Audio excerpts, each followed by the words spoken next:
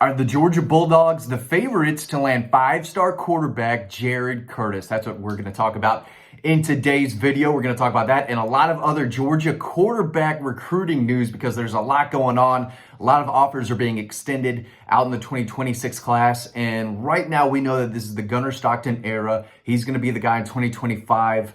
I don't think Kirby has actually said that, come out and said, hey, Gunnar's our starter moving forward. But, you know, I'd be shocked if he wasn't. They have Ryan Puglisi as the backup waiting in the wings. I think the staff is very high on him. But after that, it gets a little dicey, right? They did take in or sign two quarterbacks in the 25 class, Ryan Montgomery, Hezekiah Melender, right? So they've got two incoming freshmen, but I still think that they are going to land one of the best in the country in the 26 class, and that could be the guy of the future if one of the other two don't, hold them off when the time comes. But Jared Curtis is the guy. He's the big prize. That is the five-star, the guy that they did have committed, but he opened up his recruitment in mid-October. But he is the real deal. 6'4", 225, can absolutely sling the ball all over the field. Threw for 2,830 yards last season for Nashville Christian, 40 touchdowns, just 3 interceptions. He didn't play against the best competition, but 6'4", again, 225, ran for 637 yards on the ground, 18 touchdowns. He can run, he can throw, he's got elite arm talent. He's a big physical kid who can get you 3 yards on a big 3rd and 2, 4th and 2. He can move, make plays with his feet. I think this guy checks all the boxes. And I think Georgia is still probably the favorite to land him. I know that's going to sound crazy to a lot of people. I believe Ohio State is very much in the mix. Alabama, Clemson, Texas. I still think everyone wants this kid, right? But I do think Georgia won over him and his family once. And I think if they, meet the right NIL requirements, I'm not going to call them demands, but, listen, number one quarterback in the country, that there's a market for that, right? And when he sees Bryce Underwood, sign with Michigan for all that money, of course he's going to say, hey, well, he set the market. What can you do here? It's about more than that, though. NIL is important for everyone, but this is still a big opportunity for him and come and possibly play early at a place like Georgia where they are going to win consistently and be in the playoffs and in the hunt for national championship just about every year. And he knows that, and his family knows that. Mike Bobo was in for an in-home visit last week, I think early last week, and then Kirby Smart met with him and his family for an in-home visit on Thursday night. You should be watching this on Friday. So last night, Kirby Smart went in-home with Jared Curtis and telling him, hey, you're our guy. You're the guy we want. We got you on board early. We want you on board again. He is elite, and I still think Georgia sits in a favorable position. Now, they still, need to fight off others, and by others, I mean programs who might be able to offer him more NIL money and packages, so on and so on. But I think Georgia can still be in that mix and do enough to land him. But he's the big deal and the guy that Georgia fans need to keep a close eye on. He will be in Athens for an official visit mid-June. I believe it's the week June 13th. So he's the big guy, but there's still others out there. I talked about Diab not too long ago, probably earlier this week. He's committed to Texas from South Florida, American heritage.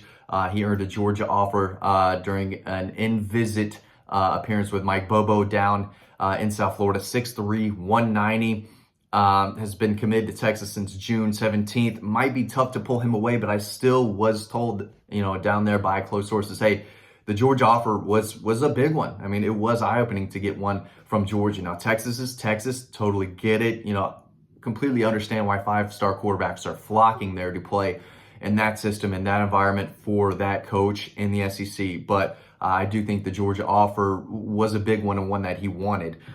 He threw for 2,600 yards, 29 touchdowns, rushed for 561, and 5 more scores. He's the number 4 quarterback prospect in the country, number 13 overall. Again, this kid's elite. He can make plays with his feet, and he's got the frame, just 190 pounds, to continue to add more weight and muscle. And I think that's what we're seeing with a lot of these quarterbacks, because the next two I'm going to talk about in a second, they're in that same type of range, 6'3", 6'4", 190, under 200 pounds for Jared Curtis.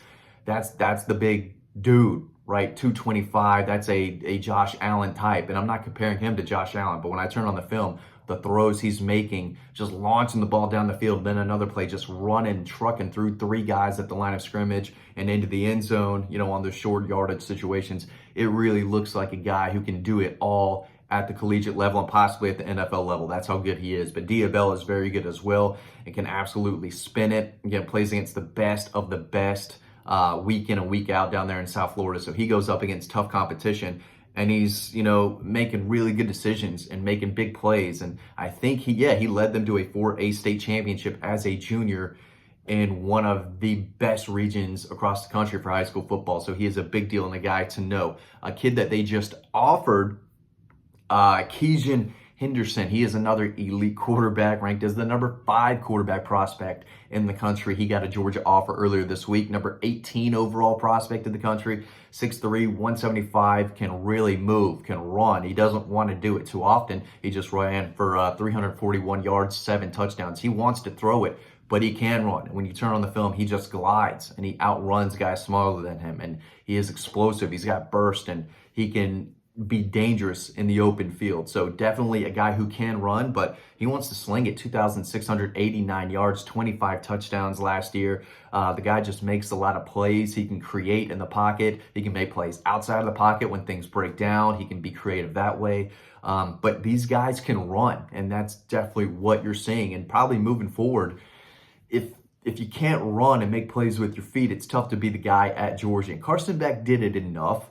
Gunnar Stockton can do it more. Ryan Puglisi can do that. Ryan Montgomery ran it really well. He's a good athlete. Before he got hurt, he was running through defenses up in Ohio. So these guys have to make plays with their feet, and every single one of these guys in the 26 class can do that. And again, I'm talking about the best of the best. Jared Curtis is ranked number 1. Diab ranked number 4. Kean Henderson ranked number 5. I mean, they are going after the big dogs in the 26 class. So, I know a lot of people don't want to follow recruiting. It's fallen off. They don't care about it anymore. But I'm telling you, especially when it comes to quarterbacks, it's important to do, the research on these guys. And it's okay to get excited about guys who might be able to play at Georgia.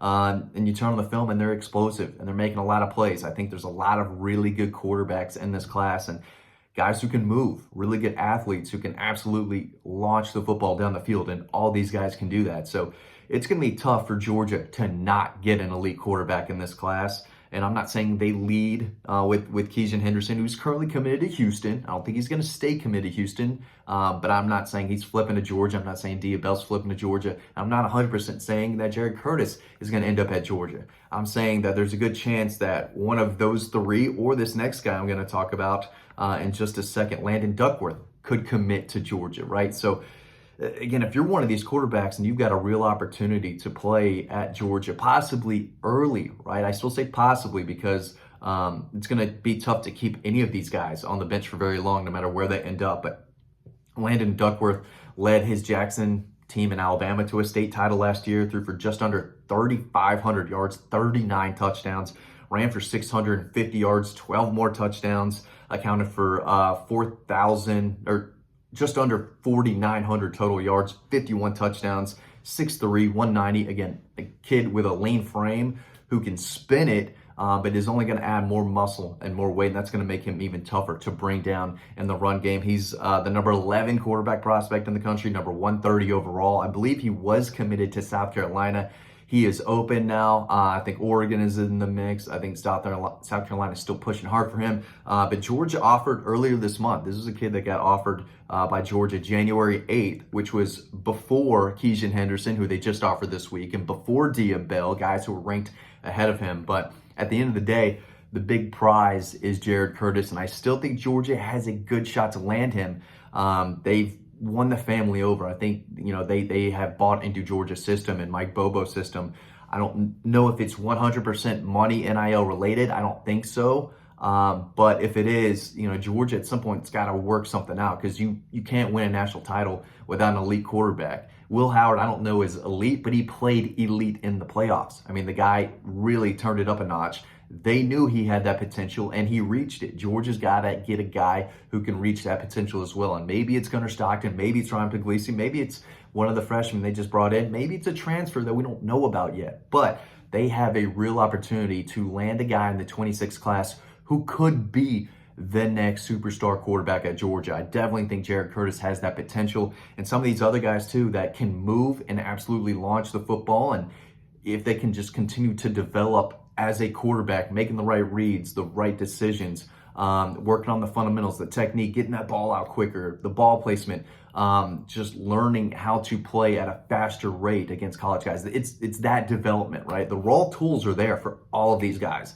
The potential is there. The arm talent is there, and these guys can move too. The size is there. They just have to refine and work on the details. And if they can, all four of these guys that I've talked about and that you can read about over on Dog Post have the potential to be very, very good quarterbacks at the next level. And I think Georgia is in a position to absolutely land one of the best of the best. Maybe it's Jared Curtis, maybe it's someone else, but someone's going to jump at that opportunity to sign with Georgia in the 26 class. And I think it's going to be one of the best quarterbacks in the country. Thanks for watching. Again, you can read more about this over on Dog Post. Hope you learned something. I'll see you over on the website.